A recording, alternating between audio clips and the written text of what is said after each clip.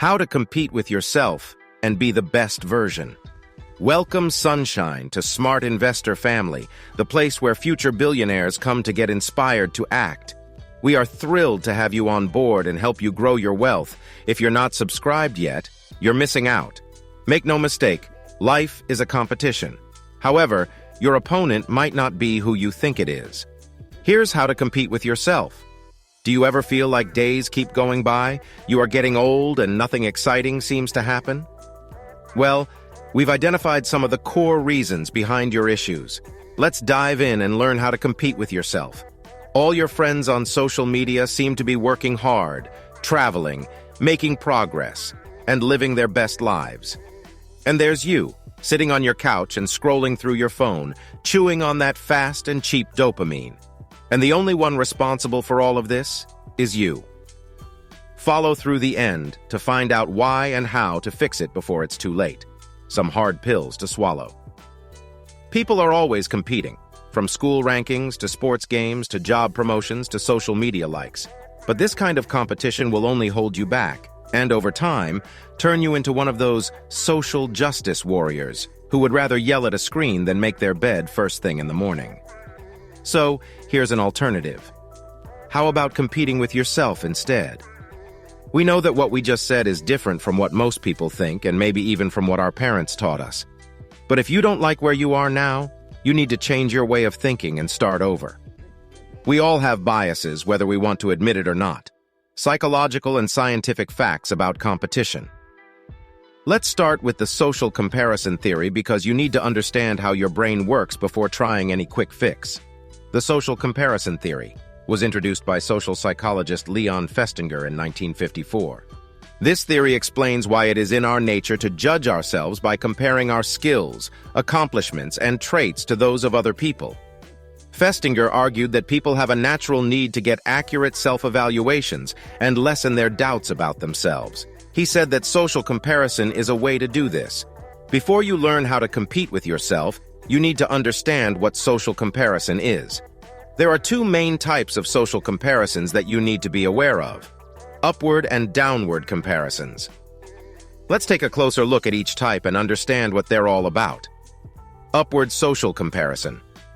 Upward social comparison occurs when we compare ourselves to people we think are better than us in some way. This can happen because they are more successful, have better skills, or have a higher social status. This kind of comparison can sometimes inspire and motivate us to get better. However, this competition can also lead to feelings of envy, inferiority, and low self-esteem, especially if the gap between us and the person we're comparing ourselves to seems unbridgeable. Downward social comparison. Downward social comparison, on the other hand, is when we compare ourselves to people who we perceive as being inferior to us in some way. This kind of comparison can sometimes make us feel better about ourselves or our situation. Additionally, it can boost our self-esteem and give us a sense of relief. Factually, this affects a lot of people who like to talk trash and pick on other people. Doing this can make you lazy, stop you from growing as a person, and create negative emotions like contempt or pity. But how we see other people is just a reflection of how we see ourselves. Competition. Why do we do it? Well, several factors can influence our tendency to engage in social comparisons. Some of these factors include personal attributes. People with low self-esteem or high levels of self-doubt are more likely to engage in social comparisons. This comes to validate themselves and feel better about themselves. Situational factors. Situations that provoke uncertainty or threat to our self-concept can also trigger social comparisons. For example, when you start a new job or go through a big change in your life, you might start to compare yourself to other people in your circle. If you catch yourself doing that, just know this: you just fell prey to social comparison. The presence of others. We are more likely to compare ourselves to others when we are around people we consider our peers. The good news is that you can solve most of these with the right mindset.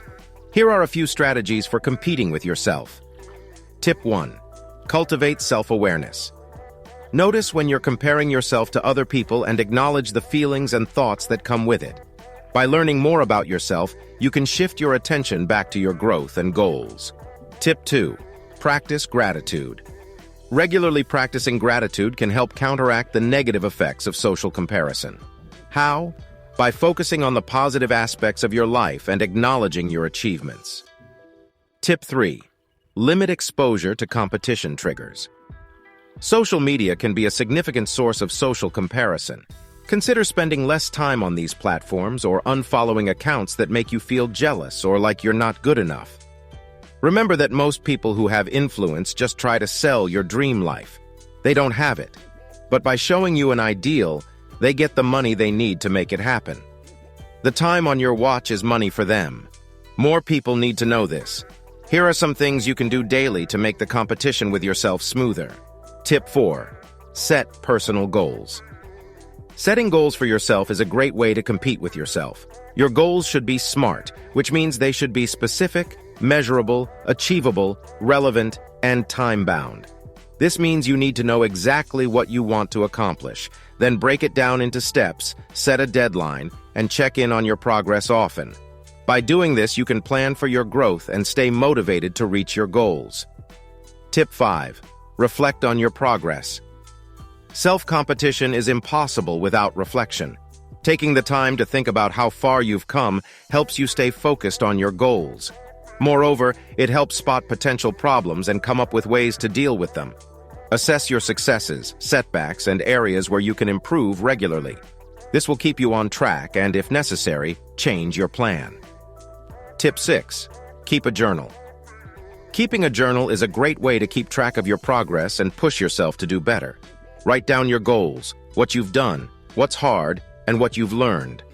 This will let you keep track of your progress and stay accountable and motivated. Also, when you look back at your journal, you can see how far you've come and be proud of your achievements. Tip 7. Embrace failure. Self-competition means seeing failure as a chance to get better. When you compete with yourself, you should look at failures as lessons you can learn from. By seeing failure as a chance to learn and get better, you can get back on your feet faster and keep going. Tip 8. Celebrate small victories.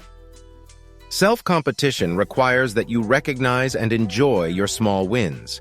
Keeping yourself motivated and remembering how far you've come becomes easier when you notice your progress and celebrate your successes. Don't wait for big accomplishments to be proud of yourself. Be proud of everything you've done, no matter how small it seems. Here is bonus tip for staying with us till the end of this video. The goal of self-improvement is to be better than you were yesterday. Every day, push yourself to grow, learn, and get better. In the end, you'll realize that the only person you were ever supposed to compete with was yourself. And the fairest and most satisfying way to get there is to compete with yourself. For more content, subscribe, like, and share this video.